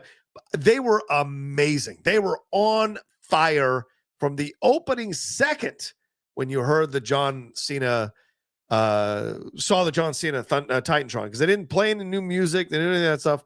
And he came out and said, I'm not wearing new clothes and all that, blah, blah, blah. But the promo is basically complaining about being hated by people since the beginning. And the truth is, nobody hates John now. So it's 10 years too late. Once again, The Rock and the intelligentsia people at WWE are manufacturing and shoving in a storyline that was not happening, doesn't make sense, wasn't organic. They are creating it out of scratch. And you could say, well, that's the whole point, to create storylines. Yes, but you've got to make them believable and make sense. And this doesn't make sense. And this was such a wasted promo. I was supremely disappointed by it. And but I mean, that being said, they let Cena talk for 20 minutes, and then they let Cody talk for 5, and then it was over, right? There was no back and forth. And you could tell Cena wanted to go back at Cody. So this is just the appetizer, as I imagine they're going to get into it maybe on SmackDown later this week or next week on Raw. But we're only 5 weeks out from WrestleMania. And so to me, they got the desired effect from the audience. So you could, so as I said, everything being fair, to be fair, and everything in its separate thing. What did it accomplish? Did it get the angle over? Yes, I think it did. So it accomplished that. Did the fans respond massively to the situation where they tapped into it? 100%. So you could say it was effective. But looking at it for the promos that John Cena has done in the past, I thought it was, like he said, like Cody said, a bit of a whiny bitch promo that would have worked 10 years ago. They should have gone so much more darker with John if they're going to make him heel. He has to go even darker. He has to go to the point where even The Rock is not sure he can control John, that he has created this monster or unleashed this monster, and there's all this rage. Him going at a kid in the front row, fine. Rick Rude used to do that all the time. Big deal. Flair used to do it all the time. Big deal. You've got to go farther. And I think if you're going to make this heel turn work and do the promos that make sense, you've got to take the chain off John Cena even more. The question is, does John Cena want to do that? Because the realities are he is a brand. Kids do love him. The Make-A-Wish stuff is very important. And I think John's an older guy now. He's married. He doesn't necessarily, maybe he doesn't want to go full crazy heel, but that's the only way this turn works, is if he goes so far the other way. That's why people hated Hogan so much after he turned heel, because Hogan went full the other way. And if you don't go full the other way, I think, and you come off the chicken shit heel, I don't think the chicken shit heel is a good look on Cena. He has to be like, I'm going to destroy everyone and everything. And that's how it has to play. And unfortunately, I don't think he got that job done necessarily last night. But that's my opinion. Some people liked it. There's certainly on our text thread with Aaron and Chris, they both liked it way more than I did. Darren Wright, what's up, Darren? Good to see you. Always love seeing you, Darren. He says, UK support for your weekly win, John. Thank you. Been marathoning the G1 Transformers cartoon today. Your favorite Autobots and Decepticons from the show. Oh, my God. Of course, Optimus and Bumblebee, but ooh, G1. Let's see. G1 Autobots. Let's see. What do we got here? Yeah, of course, Optimus. I mean, Ironhide was great. I always enjoyed him. Jazz was fun because you had Scatman Crothers, I think, voicing Jazz. Wheeljack was cool. Yeah, and then Bumblebee, of course, as I said. Well, who else? Who's the guy that was like Optimus? Yeah, kind of Sideswipe, kind of had that Optimus look to him. And Cliff Jumper. Oh, yeah, I thought Cliff Jumper was awesome. So those are the Decepticon Autobots I remember from the G1 stuff on animated stuff. Let's see if I've got a list here of the Decepticons from season 1 or from the G1 stuff. So those are the Autobots. Where are the Decepticons? We got to slice them up, right? I guess they don't have them. Well, I'll take a look at that stuff a little bit later, maybe. Here we go. Is there a wiki for the Decepticons? Yeah. We'll see. I mean, you guys know one of the big ones.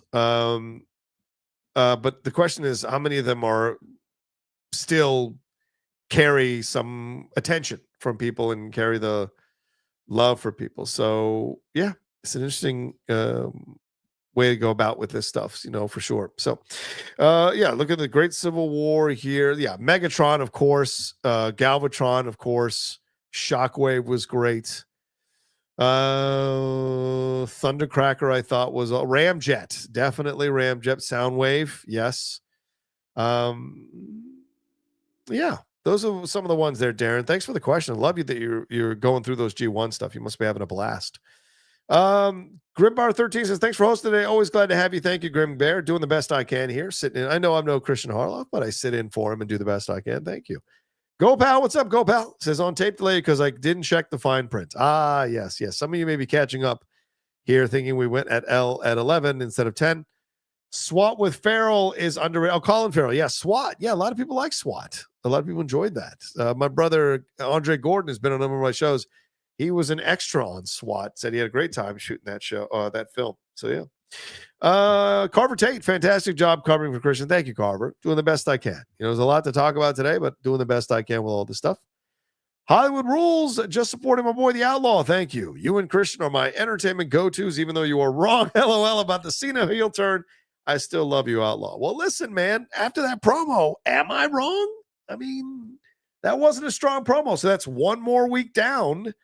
We'll see what happens on SmackDown if he even shows up at SmackDown. But, I mean, if you listen another week, now you've got 4 weeks until WrestleMania, and it's not that strong. So, yeah, real interesting questions here on this heel turn because I think they're fumbling the ball. Him not being on TV since the heel turn for almost 2 weeks, it was such a massive mistake. You got to have him on. It just doesn't, you got to have him on. It just doesn't make sense. Even The Rock, when he was doing the Cena heel turn, was the turn with Cena, he was doing promos in Hollywood that they would play on the Titantron. So to me, it doesn't make sense to go radio silent for almost 2 weeks on the thing.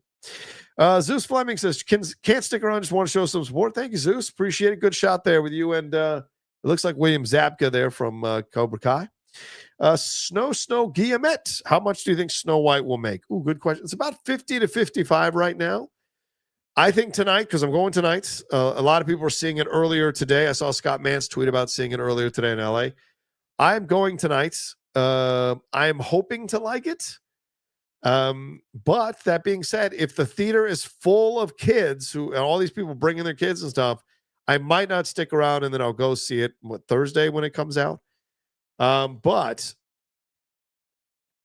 yeah, I think if the people come out of the theater tonight, these critics, and are liking it, I think the number is going to go up of what it can make. So I will say if the critics come out and are universally positive about the movie, which I think a lot of people are waiting for, then I think it has the potential to do 65 to 70 million this weekend, maybe even 80.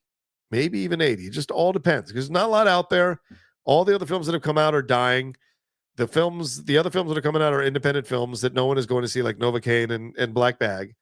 So I think there's a possibility if a lot of other critics, besides the ones who went to the premiere, like the movie, then it has a potential to do 65, 70, 80. So I'll say 65 for now with the potential for 70 or 80 is what I'll say. Darren Rice says, John, did you see the gaffe in Bulgarian soccer at the weekend where a team held a minute's silence for a player who's still alive? I did not. What? That is hilarious. They held a minute's silence for a player who is still alive. That is super funny, man. That is super funny. Let's see. Michael McKenna says, did you like Death Stranding? I haven't watched it, Michael. I've been just focusing on the show, and I had to do a trailer reaction for Happy Gilmore 2, which is up on my channel right now, my reaction to it. Speaking of my channel, if you guys want to head on over there, youtube.com/John Rocha says, if you like what I do here during these live shows, I do my version of live shows on my channel as well. And so you want to head on over there. We've also got Geek Buddy stuff, Hot Mic stuff. We got Geek Buddies tomorrow reviewing the new Daredevil movie and talking about the big news coming through the world of entertainment this week, and also Hot Mic on Thursday. And Winston Marshal are having conversations about bringing Spill the Tequila back on a consistent weekly basis. So that may be a new show we add to the rotation consistently every week on the Outlaw Nation channel. So things happening all around for us over there. So I will watch the trailer a little later, though, for sure, buddy. Simon Section, I don't fear miracles. Got to love DA Noah. That's right. Darren Aronofsky's Noah. Usually it's the closest to GoBots versus Rock Lords live action I will ever get. Rocha is doing a great job. Oh, thanks, Simon. I appreciate that. Yes, I agree with you. I thought that was really cool. Listen, I know. Look, I'm as by the book as you get when it comes to being a Catholic and a Christian. Yet I do like films that take chances with these stories, or series that take chances with these stories, because it's interesting. It's a way to tell them in new and fun ways. I thought Noah did that, and so I enjoy Noah. I watched it again the other night on Pluto TV, and I was like, this is, I like this movie. So I'm right about that in my mind. Hollywood rules. It's mimicking Andre's heel turn on Hulk, using the ultimate babyface to turn a heel to create the next ultimate babyface / star. Andre could barely walk in WrestleMania 3. That's for sure. That's for sure. But there was a history between Andre and Hulk. There's not a history between Cena and Cody. So to me, that isn't quite correlative. I hear what you're saying, but Andre was still a formidable opponent for Hogan. The idea if he hadn't slammed Andre, which of course he had slammed Andre in the past in the 1980s, but they kind of got rid of that footage or didn't show that footage. We didn't have social media like we do nowadays, or else that would have all come up and people would have blown that up completely as a storyline. But back then, we didn't know that he hadn't slammed Andre. We didn't know all this stuff. So for us, it was seen as this massive betrayal by a good friend. Remember that when Hogan won the belt in 81, 82, whatever it was against Iron Sheik, it was Andre who was one of the first people who walked out during the interview with Gene Okerlund, popped the champagne, poured it on Hogan, and slapped him on his shoulder or chest to say, you did a great job. Congratulations. So there was a history between them. There's not a history between Cena and Cody, so it isn't quite the same. Although I get your point. I don't know if I agree with your point, but I can see why you might think this is the way they're going with that.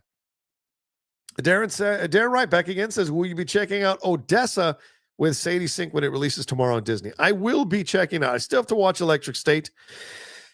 I mean, I don't want to watch this thing. So many people are texting me about it, and I haven't watched it yet. I'm so afraid to sit through 2 hours of like banging my head against a wall type of experience, but who knows? I'll see. Maybe I'll watch it later today and do a review of it, but like, I'm not the biggest fan of it. I'm not looking forward to it. We will see.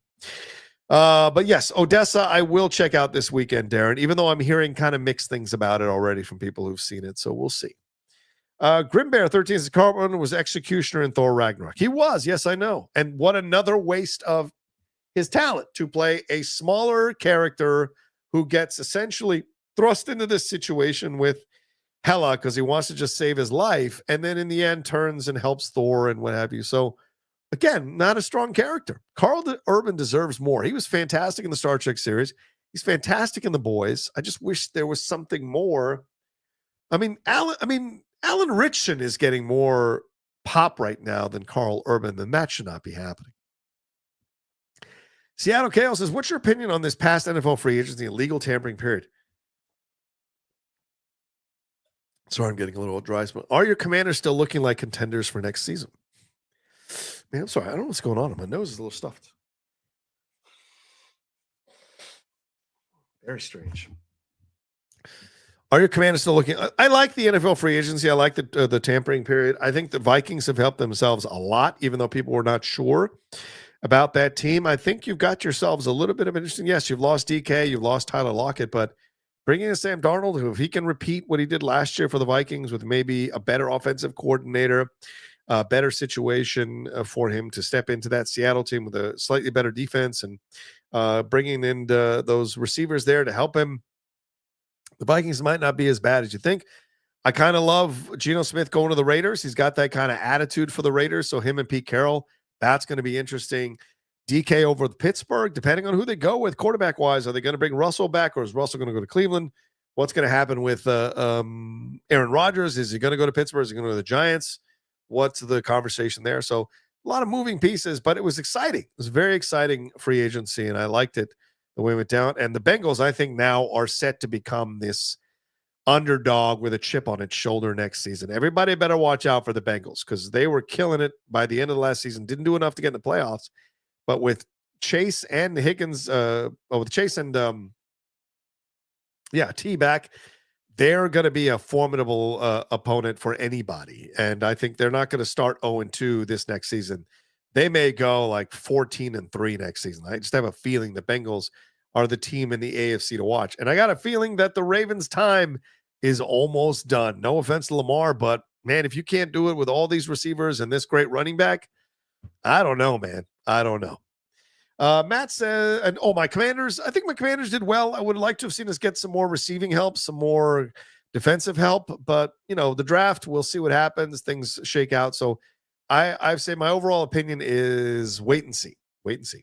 Matt says, did you catch the most recent White Lotus episode? I think someone just locked up the guest star Emmy. Yeah, a lot of people talking about Sam Rockwell's monologue. I have not seen it. I don't watch White Lotus, so I can't speak on it. I just know I saw it on Twitter and on X rather, and on other places that he did it was a surprise guest star and did an incredible monologue. So I don't know if I'll catch up, but we'll see. Darren Rice says, oh dear, Jay Uso, do you think WWE might swerve? No, that was just, look, it's going to happen. Jay is always snake bit, and that was a terrible botch that he did, and having them compare it to Top Dollar, oh, that was a bad. You don't want to be compared to Top Dollar in that situation, man. So we'll see. Gunther's going to have to do something. What the fuck is Gunther doing? He needs to be promoting this so much more than he has been. Nathan Drake. What's up, Nathan Drake? One of my favorite Schmodown moments was when you couldn't think of Calvin Klein answer, and when the audience groaned, you screamed, shut the fuck. Yeah, I know. Shut the F up. Yeah, because, man, back in those days, dude, I was a prickly pear playing that game. Remember, that was like 9 years ago that I think that match. That was the one with what? Me, Riley, and Dan, right? I think it was the one with me, or the triple threat. I was so upset I couldn't, because I hadn't seen Back to the Future forever. It wasn't my like, oh my God, amazing. Like, I loved Back to the Future, but I wasn't worshiping at its altar, so I couldn't come up with Calvin Klein. And it might have come up in my mind, but then I talked myself out of it, which I did a number of times, especially in that final match with Dan. I said Game of Death in my mind, but it seemed like such an easy answer that I thought, well, maybe it's not right. And I talked myself out of it, and then said, I think it said the Big Boss or whatever it was. Oh, I was so mad at myself because I did know it. I just talked myself out of it. That happened a few times in the Schmodown. The match against Kalinowski and Chance the first time, when I wrote Red Planet and then I erased it and put something else down, even though, because I didn't trust that I had the right answer. And if I just trusted myself, there's quite a few matches that if I just trusted myself, I might have won just 2 or 3 more. Who knows? But thanks for that reminder of when I snapped at I wasn't someone to mess with when I was playing. Because I'm the one that made it serious. I'm the one that made people realize like this could be big. And I took it personally when people would like mess around with it and think it's just a simple trivia show and mess with us there on the stage trying to win. Plus, I was very hungry back then trying to establish myself in this space.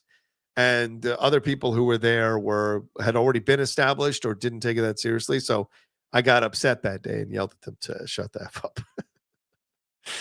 up. Michael Miles says, let's get my brother the Outlaw up to 50K. Please subscribe to his channel if you haven't done so already. Geek Buddies and Hot Mike are worth it alone. Thank you, Michael. I agree. At 37, I would love to get 13,000 more subscribers this year. Get me up to 50K.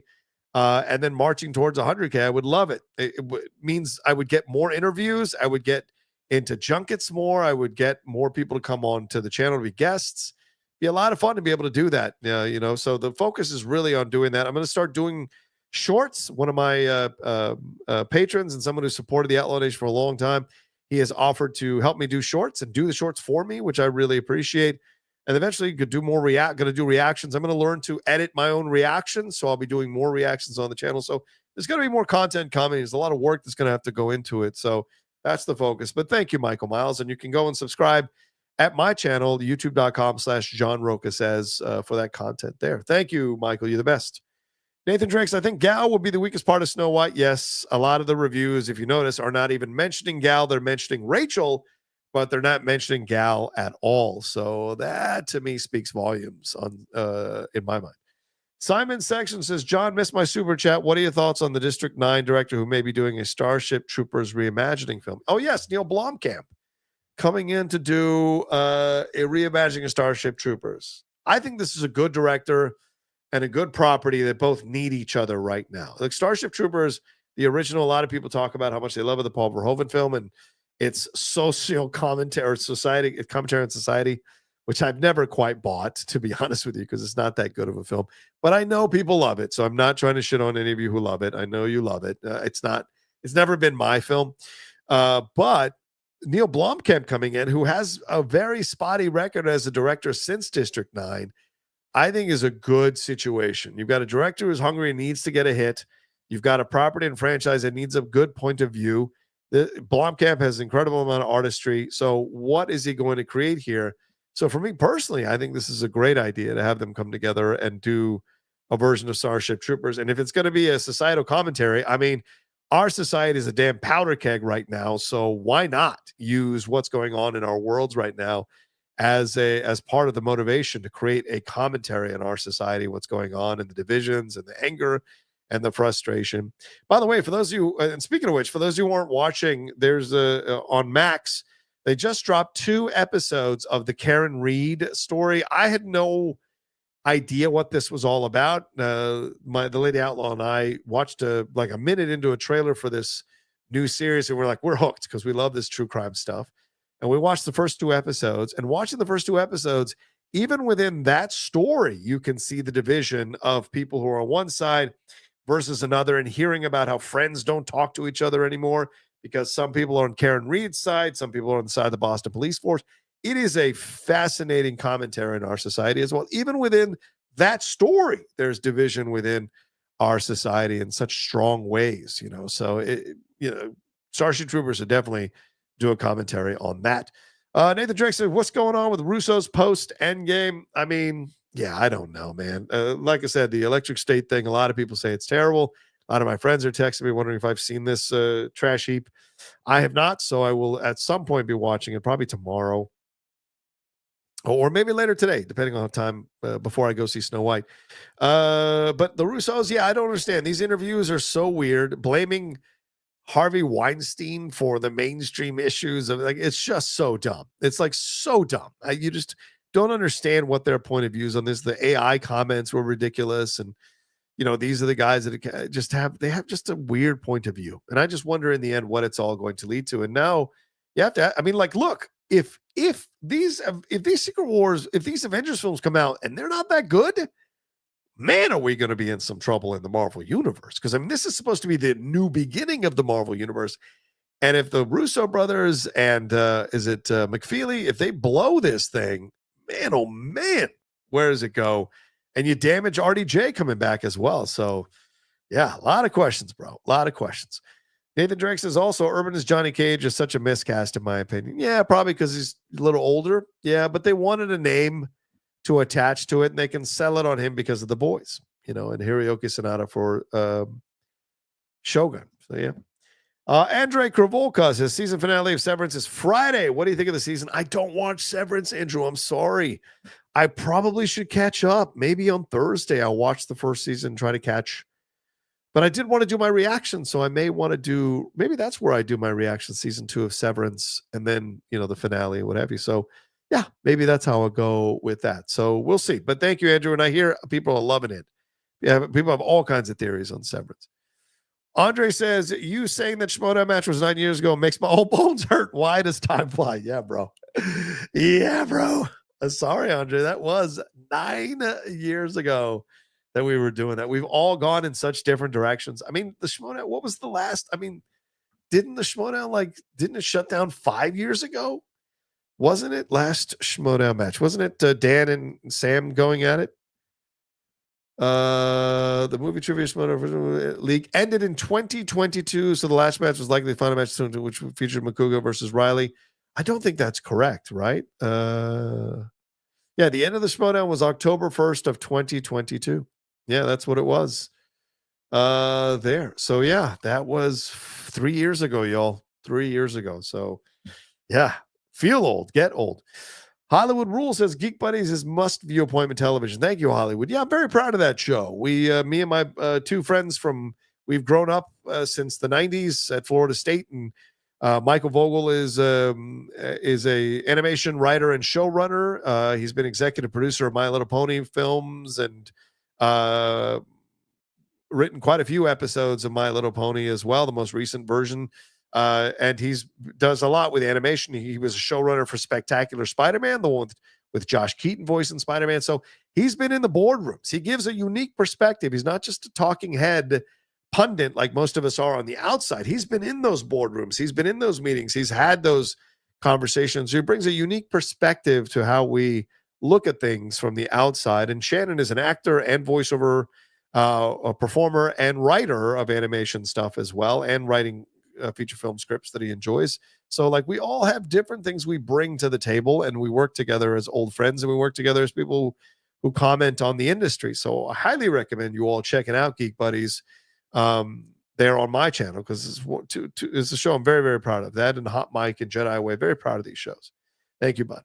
Darren Wright says, I saw John train for matches. I know how serious he took the schmut on. Yeah, Darren, you did fly in to see me live and in person. So yeah, you're right. And you saw me during when you were on the Patreon, how much I trained for the matches. Hours I would train with my patrons for the matches. I wish I could have done better in my final season and gotten that victory over Dan at the end. But these are things in life. Sometimes you can't get what you want. And the fact that Dan got TKO'd the next year showed that if you're not in the rhythm of the game, you can get wiped out real easy. The game was something that was very serious.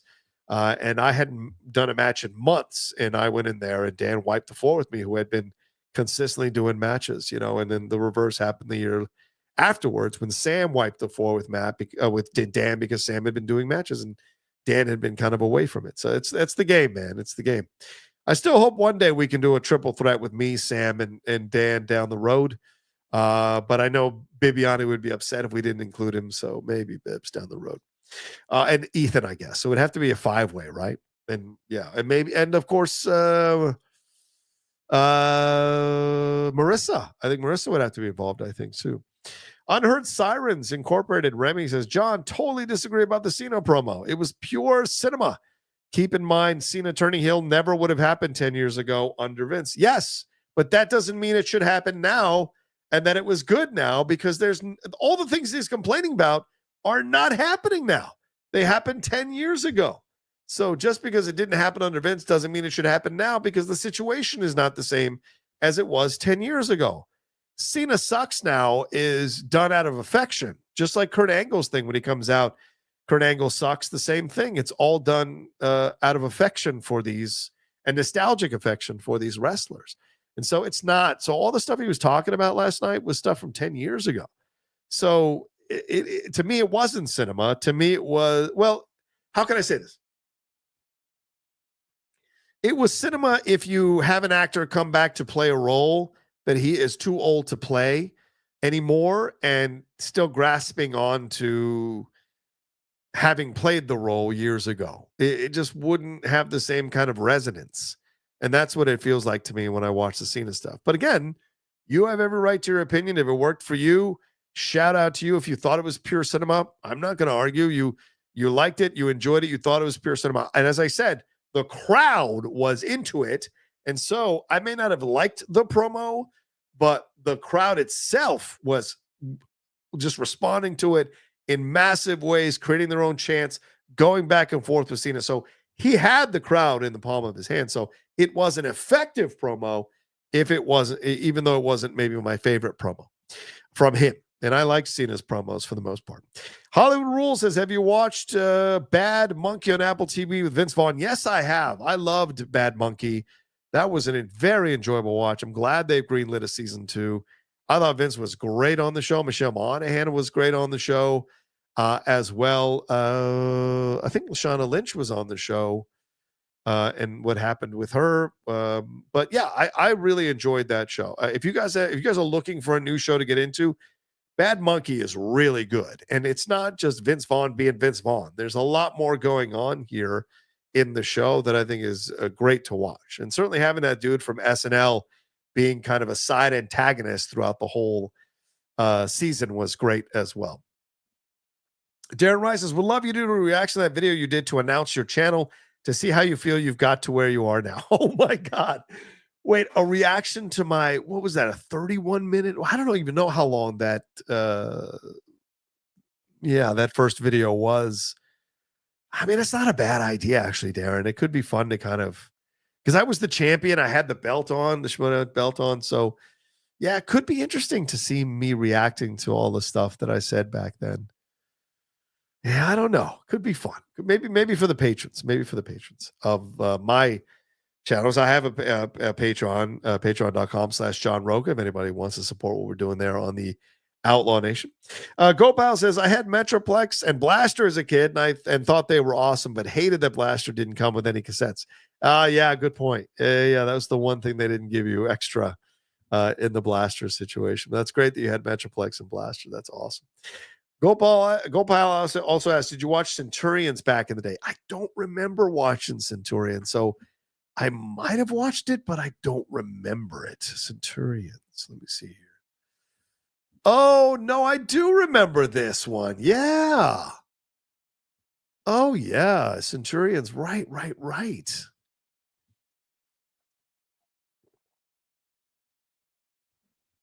Yeah, I do remember Centurions. I probably watched it in passing, but it wasn't one that kind of hooked me. So, yeah. It could be fun to watch again to see if I remember anything about it. But yeah, great reference, bud. Centurions. Oh my God. Captain Penis, hello. He says, what'd you do if the New York hat logos got slapped off your head? Boy, my man, you got too excited, didn't you? What'd you do if the New York hat Legat slapped off your head? I mean, come on, guys, do a little bit better. I think he's trying to say, what would I do if the New York Yankees logo got slapped off my head? Well, I'd probably break your hands, sadly. Because I mean, everyone's allowed to like who they like. Everyone's allowed to cheer for who they want to cheer for. I've grown up a Yankees fan since I was 10 years old, and I was a fan of the Yankees when they sucked in the 1980s. That's when I became a fan of the 80s with Dave Winfield and all the Willie Randolph and all the issues that were going on behind the scenes. So I'm no homer. I'm no guy who just, kind of found them when they were winning with Derek Jeter. I've been a fan of the Yankees since I was 9 or 10 years old. So those were the days. So when we had all the success in the 90s, I earned my enjoyment of that success and what have you, because we didn't have baseball in DC when I was growing up. It didn't come till much, much later, or it didn't come back until much, much later. So I didn't have anybody to cheer for, and I was not going to cheer for the Baltimore Orioles. That was never going to happen. DC and Baltimore, that ain't some kind of like, oh yeah, definitely just cheer for them. Ask Ravens fans how much they cheer for the Commanders. They don't. So it's just like, it's a different situation. I was never going to cheer for them. So yeah, but tell you what, if you see me in public, come and try to slap the NY off my head and see what happens. And as long as you say, hey, you know what, whatever happens, I will take the responsibility and I will not go to the police, then yes, please try to slap the logo off my head. Met Bowl says, what's happening with wrestling fans that everything is the GOAT heel turn or GOAT promo? You're completely right. Premise was nonsensical in 2025. Yes, exactly. Well, everything is GOAT nowadays. Everything is either great or terrible. And unfortunately, that's the way it is with most of fandom. Of course, the short fan is short for fanatical. But that's the way they look at it. Everything is either 100% great or 100% terrible. So it's just the way it goes now, which is why I like to break things down in sections and look at them much more in parts and then put the parts together to talk about the whole. And although I enjoyed the fact that the audience was so into it, I enjoyed most of Cody's promo. I understood John's reasoning, even though it was 10 years too late. It still was effective what they were trying to do, but I don't know if it 100% will land with a lot of people. Because I saw people on social media are pretty much split about the promo, and that's not what you want. You want universal enjoyment of the promo. So, it is what it is. But thank you, Met Bull. Appreciate you sending in your super chat. We got another one here from GoPal. That's almost as funny as a minute's applause for QE2 at Celtic with the crowd chanting, if you hate the royal family, clap your hands. Oh, for Queen Elizabeth. Right. Yeah. I don't, that's internal politics on sections of the UK and outside the UK that I don't know too much of the nuance on overall. So with Celtic, I imagine it's the Irish connection, Scottish connection, I guess, and the feelings of that with hating the royal family. So there's history obviously between Scotland and England, as we glimpsed in Braveheart, but if you do the research, it's much more deeper with centuries-long issues. There's something with Ireland, centuries-long issues between Ireland and England. But a great point, Copal, in the connective tissue there. Darren Wright says, Cody and Cena announced for Raw in Scotland on Monday. Okay, so maybe they'll have a back and forth in Scotland oh my God, would I love to fly into Scotland to see a Raw and Cody and Cena going at it, So that would be a lot of fun to see overall. So maybe I heard rumors that Cena was going to show up on SmackDown this week, so we'll see. Nathan Stowe says, what do you think about the New York Yankees facial hair policy? Well, I'm glad they loosened it up a little bit so people can express themselves a little bit. I think it's great. What's the issue there? If you want to talk your talk and be yourself, you should be allowed to express yourself. And I'm glad the Yankees are loosening that up. It has nothing to do with your skills as a player. So it's just about branding, and they want everybody clean cut. They made Johnny D shave his head or cut off his mullet there when he was that he had when he was with the Red Sox. So it's the game. But I like that they've loosened it up. Simon Saction, what's up, Simon? Says, John, how about Jace and the and the Wheeled Warriors? It's Star Wars meets Mad Max with a touch of Swamp Thing. Kristian doesn't know there's a power that runs way deep inside you. It's a cartoon. Oh, okay. I have never heard of JC and the Wheeled Warriors. I don't think. JC and the Wheeled Warriors. What an interesting reference here. Hold on. JC and the Wheeled Warriors. Oh, here we go. And the wheel animated series. Oh, I do remember the white streak down the hair. Oh, yeah. Totally remember this one. I don't know if I watched. I don't want to get myself in trouble. I don't know if I watched any of these, but I do remember seeing like the thumbnails for this in the TV guide, or maybe flipping channels and catching the opening and the theme. But I don't think I watched Jason the Wheeled Warriors at all. Yeah, it only ran for one season here in the States. A young man leads a small band in search of his father while fighting the forces of Sawboss using the various vehicles they carry with them. Yeah, it looks like it only ran for one season. 36 episodes, one season. 36 episodes. Wow. Those were the days. But good reviews. 7.5 stars on pretty much all the episodes. So clearly a lot of people liked it. But for whatever reason, it didn't come back for multiple seasons. So, yeah. Gopal. What's up, Gopal? Says, the Andre the Giant stories about a, quote, drunken giant was a happy giant are amazing. Yeah, those Andre the Giant stories that you hear about are just crazy with the stuff he did. I remember the one they tell that Hogan tells in the documentary that's on HBO Max, where he says like the bathrooms in Japan were so small that Andre couldn't take a crap in those bathrooms. So he would have to lay out newspaper on the bed, and he would have to take a crap on the bed on the newspaper.